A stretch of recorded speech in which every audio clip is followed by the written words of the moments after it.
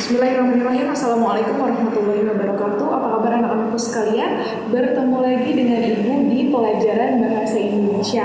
Nah, anak-anak, di pertemuan kita kali ini kita masih membahas tentang materi diskusi. Ya, langsung saja. Ini adalah indikator pencapaian kompetensi kita pada pertemuan kali ini, yaitu menyimpulkan isi gagasan, pendapat, argumen yang mendukung dan yang kontra, serta solusi atas permasalahan aktual dalam teks diskusi. Nah, nanti setelah kita belajar pada pertemuan kali ini, kalian diharapkan mampu untuk menyimpulkan isi gagasan, pendapat, serta argumen yang mendukung dan juga yang kontra, serta memberikan solusi atas permasalahan aktual dalam teks diskusi yang kalian baca atau kalian dengar dengan baik. Langsung saja anak-anak, kita masuk ke materinya. Nah, ini adalah menyimpulkan teks diskusi. Ya, jadi dalam sebuah teks diskusi yang kita simpulkan tentu saja adalah isi dari teks diskusi tersebut. Bagaimana caranya? Apa saja sih yang harus kita ketahui sebelum kita mulai menyimpulkan isi teks diskusi? Sebelum kita mulai menyimpulkan isi teks diskusi, kita harus tahu terlebih dahulu apa sih yang dimaksud dengan simpulan, ya. Jadi simpulan dalam sebuah teks diskusi ini merupakan pendapat akhir. Nah, pendapat akhirnya tentu saja berdasarkan fakta, pendapat, atau alasan pendukung terhadap objek. Jadi objeknya ini adalah isu yang dibahas di dalam sebuah teks diskusi yang disajikan, yang kalian baca atau kalian dengar. Kemudian, setelah kita tahu apa itu simpulan dalam sebuah teks diskusi, barulah kita tahu bahwa di dalam sebuah teks diskusi ini nantinya akan muncul sebuah pendapat pro dan juga pendapat kontra. Nah, bagaimana sih kok bisa muncul pendapat pro dan pendapat kontra? Tentu saja sebelum munculnya pendapat pro dan pendapat kontra harus diawali dengan keberadaan suatu isu, suatu topik, ataupun suatu permasalahan yang disajikan dalam sebuah teks diskusi. Baru nanti ada pendapat pro dan juga pendapat kontra dari kedua belah pihak yang berdiskusi. Kemudian setelah adanya munculnya pendapat pro dan juga pendapat kontra dari isu yang disajikan, barulah nanti bisa diakhiri dengan sebuah kesimpulan dari diskusi yang merupakan yang di dalamnya terdapat pendapat pro dan juga pendapat kontra. Tentunya anak-anak masih ingat ya apa itu pendapat pro dan juga pendapat kontra. Kalau lupa diingatkan lagi, pendapat pro itu adalah pendapat yang mendukung topik atau isu yang dibahas. Sebaliknya kalau kontra ini adalah pendapat yang tidak mendukung atas pendapat pro dari isu atau topik yang disajikan. Oke, selanjutnya karena materi kita adalah menyimpulkan isi teks, kita langsung saja mulai simulasi ya, praktik. Bagaimana sih cara menyimpulkan isi teks? Di sini Ibu sudah memberikan contoh teks diskusi. Nantinya akan ada 3 paragraf.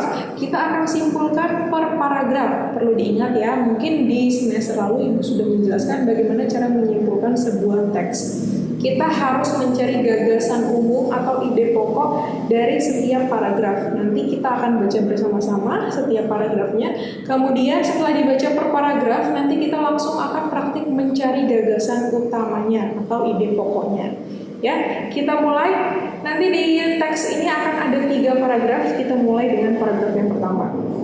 Nah, ini teks diskusinya berjudul perkembangan teknologi. Ya, gawai merupakan teknologi canggih yang memungkinkan kita untuk berkomunikasi baik secara audio maupun visual. Karena dianggap dapat memudahkan segala aktivitas, gawai akhirnya digunakan banyak kalangan orang termasuk anak-anak. Namun, pada dasarnya memberikan izin pada anak-anak untuk menggunakan gawai masih menjadi bahan perdebatan di berbagai kalangan masyarakat. Nah, ini adalah paragraf 1 kita. Langsung saja kita simpulkan, kita cari gagasan utama dari paragraf 1 ini ya. Nah, ini teksnya yang tadi sudah kita baca. Berdasarkan teks paragraf tadi yang sudah kita baca ya, paragraf 1, kita lihat didapat gagasan utamanya yaitu gawai merupakan teknologi teknologi yang canggih. Nah, karena ini gagasan utamanya ada di awal paragraf, maka paragraf ini kita sebut dengan paragraf deduktif. Semoga anak-anak masih ingat ya, paragraf deduktif, induktif, dan juga campuran. Jadi kalau ada di awal seperti contoh ini, gagasan utamanya ada di awal, ini namanya paragraf deduktif. Kita lanjut ke paragraf yang kedua. Pihak yang tidak setuju penggunaan gawai oleh anak-anak berpendapat bahwa gawai akan merenggut masa kanak-kanak mereka dengan konten dan fitur-fitur pada gawai, sehingga anak-anak akan lupa untuk bersosialisasi dengan lingkungan sekitar mereka. Dengan munculnya gawai, anak-anak akan lebih terpaku pada permainan layar dan melupakan kesenangan mereka semasa kecil. Hingga mereka menginjak remaja pun mereka akan selalu memiliki rasa ketergantungan terhadap gawai. Nah, ini adalah paragraf kedua kita.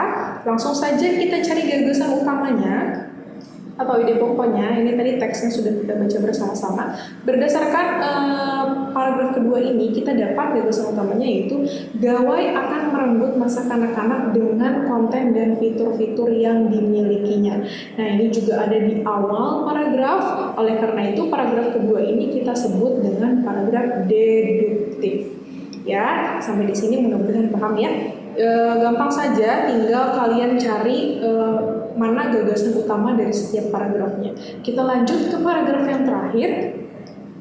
Namun, bagi mereka yang setuju, gawai dianggap akan membantu anak-anak dalam mengembangkan kreativitasnya. Selain itu, dari segi orang tua, mereka akan lebih mudah untuk mengawasi dan menghubungi anak mereka kapan saja dan di mana saja.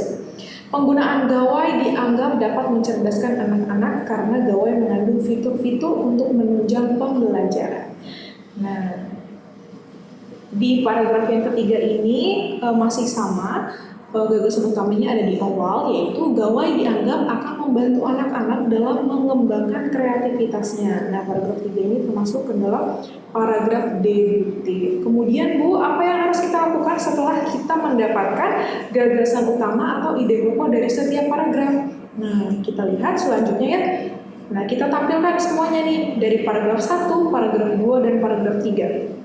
Tadi kita dapatkan gagasan utama dari paragraf 1 yaitu gawai merupakan teknologi yang canggih. Kemudian paragraf 2-nya gawai akan merenggut masa kanak-kanak dengan konten dan fitur-fitur yang dimilikinya.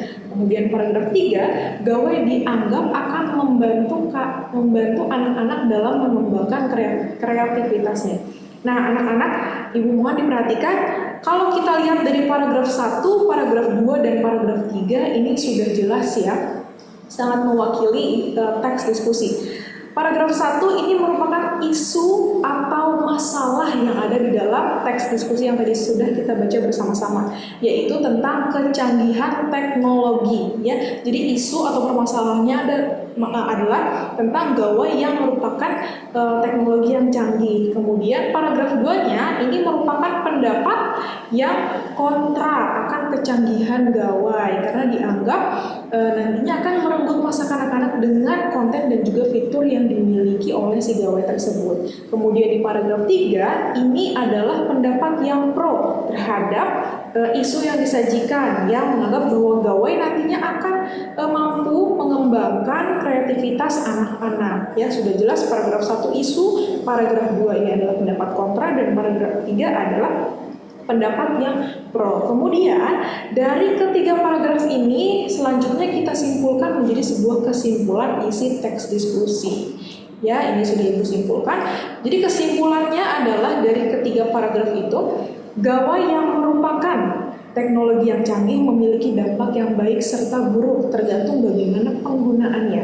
Jika tidak digunakan dengan bijak, maka gawai akan merenggut masa kanak-kanak. Sebaliknya, jika digunakan dengan bijak, gawai akan mengasah kreativitas anak-anak. Jadi di dalam kesimpulan ini sudah terdapat gagasan utama atau gagasan umum dari paragraf 1, paragraf 2, dan paragraf 3. Jadi solusinya adalah seperti tujuan pembelajaran kita, kalian diharapkan mampu memberikan solusi dari isu yang diberikan. Kan ini sudah kita dapat kesimpulannya. Jadi solusinya adalah gawai akan menjadi baik ketika bagaimana kita menggunakannya. Sebaliknya, gawai juga akan menjadi dampak yang buruk kalau misalnya kita salah menggunakannya, seperti itu. Jadi solusinya adalah kita harus pandai-pandai dalam menggunakan atau memanfaatkan kecanggihan teknologi. Nah, seperti itu.